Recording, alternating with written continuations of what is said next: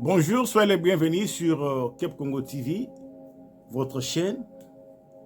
C'est bien Steven Bosweli, Papa Malachi. Moi, Nangando, Akufara Nambongete, ma Kofi Mandomba m'a dit. Un grand merci à tous les abonnés de Cap Congo TV. Vraiment un grand merci. Et si vous n'êtes pas abonné sur Cap Congo TV, veuillez vous abonner s'il vous plaît. Aimez nos vidéos. Partagez avec les autres et aussi commentez.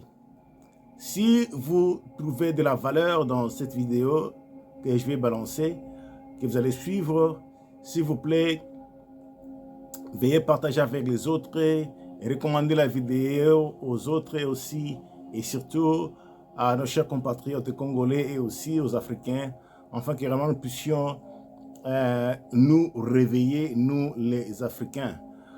Très souvent, je me réfère à ce que Karl Marx avait dit, que la religion est l'opium du peuple. La religion est l'opium du peuple.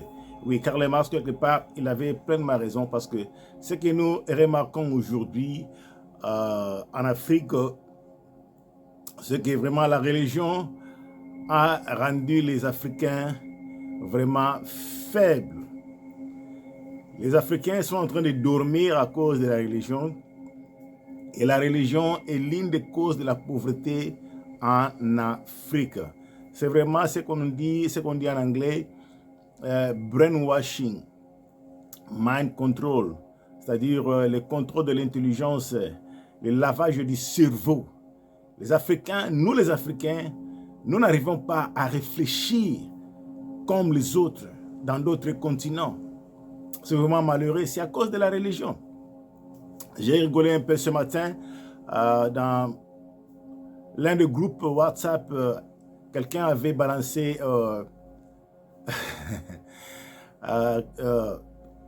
une image plutôt, une photo.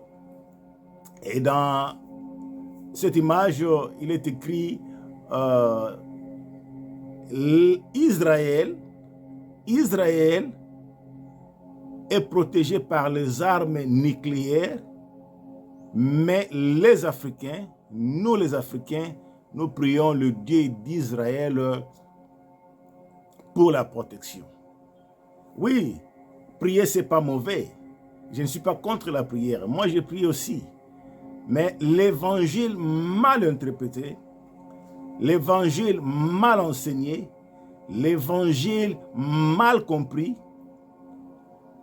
a entraîné les Africains dans le lavage du cerveau, dans le sommeil, avec les églises du sommeil que nous avons en Afrique. Nous n'avons pas des églises de réveil, nous avons des églises de sommeil, où les 4 bishops, moi je ne les appelle pas les pasteurs ou les bergers comme les autres, mais je dis que ce sont des escrocs bishops, les Ndumba bishops, les frappeurs bishops, 4 bishops, escrocs bishops. Ils sont là pour vous maintenir, les Africains dans la pauvreté, dans le sommeil, les églises de sommeil. C'est vraiment malheureux. À cause de l'évangile, de leur évangile qu'ils enseignent. L'évangile de la prospérité, par exemple.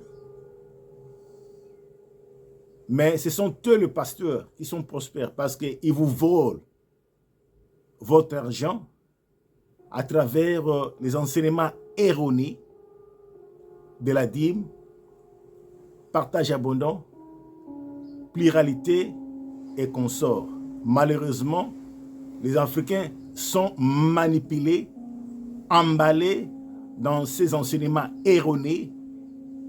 Et malheureusement, parce qu'ils sont vraiment brainwashed, hein, leur cerveau est vraiment lavé, Les Africains n'arrivent pas à comprendre que ces enseignements ici de la prospérité, de délivrance, des miracles et consorts ne fonctionnent pas avec nous, ne marchent pas avec nous. Essayez un peu de réfléchir, pensons à autre chose. Parce que la prospérité, la prière seule ne peut pas amener la prospérité, par exemple. Il faudra travailler dur, investir de l'argent.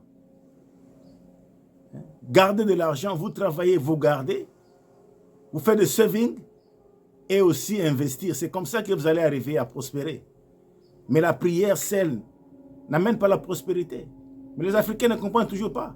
Pendant que l'air Escrow Bishop, Ndumba Bishop, Frapper Bishop, leur enseigne, continue à leur enseigner les enseignements de la prospérité, des miracles, des délivrances et so on. Mais ce sont les pasteurs. C'est pourquoi je les appelle les Escrow Bishop, Frapper Bishop, avec des enseignements erronés de la prospérité. Malheureusement, chers Africains, frères Congolais, chers Congolais par exemple, moi je suis Congolais, je vous dis, s'il vous plaît, moi j'aime Dieu, je prie aussi, j'enseigne aussi les Saintes Écritures, mais pas comme les Escrow Bishop, les Ndumba Bishop et les Frapper Bishop. J'enseigne la parole de Dieu droitement divisée, selon les normes de la parole de Dieu, selon la révélation de Dieu, selon que Dieu veut que nous puissions analyser sa parole, maîtriser sa parole, mémoriser sa parole et pratiquer sa parole, comme les croyants de Béré. Quand vous lisez le livre des Actes 17 et 11, vous allez voir que les croyants de Béré étaient plus nobles que ceux de Thessalonique. Et ils examinaient les Écritures chaque jour pour voir si ce qu'on leur disait, ce qu'on leur enseignait, interprété, amené comme évangile, était exact, c'est-à-dire correct, selon la volonté de Dieu. Vous avez remarqué que les Africains voulaient leur montrer la parole de Dieu, ce qui est écrit dans la parole de Dieu, et ils vous diront, non, notre pasteur, notre daddy nous a dit ceci, cela. Donc la parole de daddy, la parole de Quattro Bishop, de Ndumba Bishop, Escrow Bishop, Frapper Bishop, prend le dessus. Prend le dessus de la parole de Dieu. C'est vraiment malheureux. C'est malheureux. C'est vraiment malheureux. Nous devons faire un effort, chers Africains, à nous réveiller.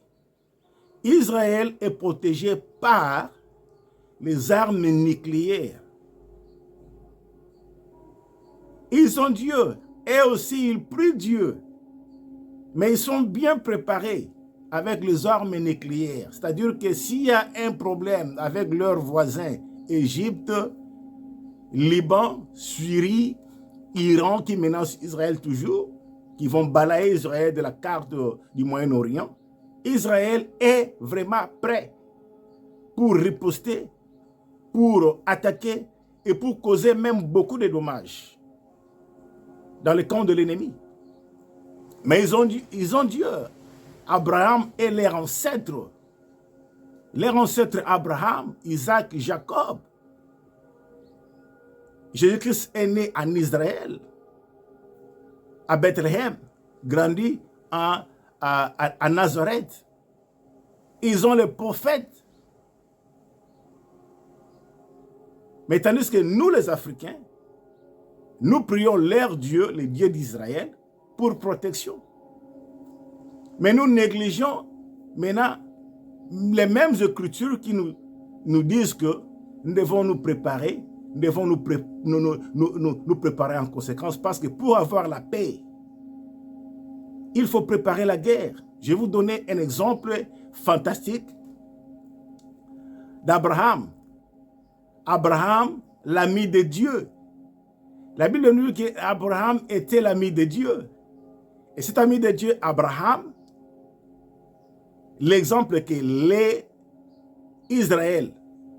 Israéliens suivent de leur ancêtre Abraham, l'ami de Dieu, et ils prient, mais ils suivent l'exemple de leur ancêtre Abraham. Par hasard, un fouillard est venu lui apporter la mauvaise nouvelle. Non, écoutez Abraham, ne restez pas assis. Votre neveu,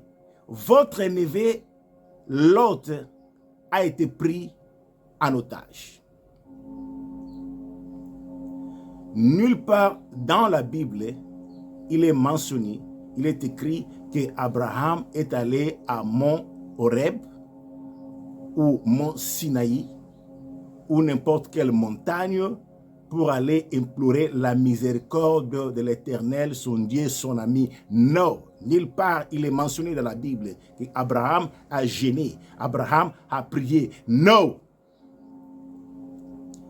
Abraham a pris les armes. Il a armé ses soldats qui étaient dans sa maison. Donc Abraham était bien préparé pour la guerre. Vous comprenez, chers Africains, chers Congolais, réveillons-nous. Il est allé attaquer les ennemis. Lisez la parole de Dieu, vous allez voir ce qu'Abraham avait fait. C'est vraiment fantastique. Il va préparer bien la guerre, diviser son armée, comment attaquer pendant la nuit, comment récupérer, comment frapper l'ennemi pour récupérer les otages et leurs biens. Et Dieu était avec Abraham. Et Abraham avait réussi à combattre contre les ennemis, à détruire les ennemis, à prendre son ennemi Lot et tout le peuple et leurs biens. La Bible nous dit que de son retour, Abraham, de son retour, c'est comme ça qu'Abraham va rencontrer maintenant Melchisedec. Abraham va rencontrer Melchisedec et c'est alors qu'Abraham va donner la dîme de tout à Melchisedec après la réussite, après la conquête. C'est ce que Israël suit. Ils ne font que copier l'exemple d'Abraham, leur ancêtre. Ce qu'Abraham avait fait, et eux aussi, ils font de même. Chers Africains, nous devons nous réveiller. J'aime Dieu, comme je l'avais dit tantôt, j'aime Dieu, je prie, j'enseigne aussi les Saintes Écritures, mais nous devons nous réveiller. La religion que l'homme blanc nous a amenée, quelque part, cette religion est mal interprétée, mal comprise et mal enseignée. Raison pour laquelle il y a beaucoup de distractions, beaucoup de pauvreté en Afrique. Nous devons nous réveiller. La prière ne peut pas nous empêcher de travailler. La prière ne peut pas nous empêcher de faire des investissements. La prière ne peut pas nous empêcher, chers amis, chers frères, chers Congolais, chers Africains, d'investir. La prière ne peut pas nous empêcher de nous défendre. Défendons-nous, réveillons-nous, reprogrammons nos intelligences afin que réellement nous puissions sauver notre cher continent, l'Afrique. Une fois de plus, un grand merci. Si vous avez trouvé de la valeur dans cette petite vidéo, s'il vous plaît, veuillez vous abonner sur Kep Congo TV 27243 avec Steven Bosweli, Papa Malachi, Mwanangando Akufara Nambongete. Aimez nos vidéos s'il vous plaît, commentez et partagez avec les autres. Ciao!